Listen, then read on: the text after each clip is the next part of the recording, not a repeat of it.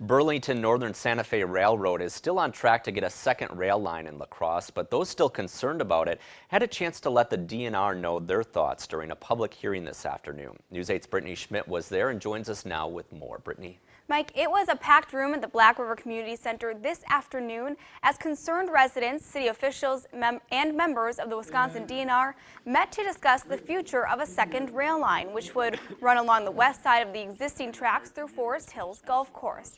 Although the city of La Crosse has already agreed to a $4 million deal with BNSF, now the railway company needs permit approval from the Wisconsin Department of Natural Resources. At the public hearing today, many residents shared their concerns about another rail line going through the marsh and why it should be protected.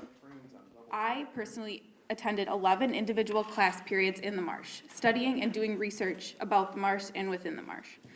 I am concerned that my classroom is in jeopardy of being destroyed by the unsafe transportation of oil through the marsh. Well, let me tell you something. If something happens out there and this explosion, that response team is never going to be here in time. Wetlands are highly fragile, and the one spill and a wetland doesn't really fully ever recover.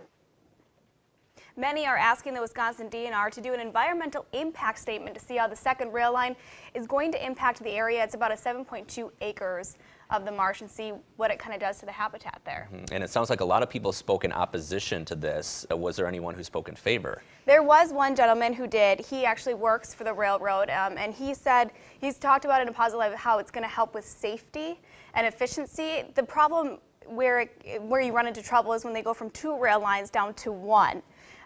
But he did mention that he would like to see the oil less volatile that is being carried and to get better rail cars, so he did agree with those as well. All right, and the DNR heard all this public comment today. What's next for the DNR? Yep, we chatted with them after the 3-hour meeting, and we'll have more from them tonight on News 8 at 10. All right, thanks a lot, Brittany. Yep. Well, if the DNR approves a permit for the second rail line, BNSF will still need to get other permits from multiple organizations, including the Army Corps of Engineers and the Ho-Chunk Nation as well.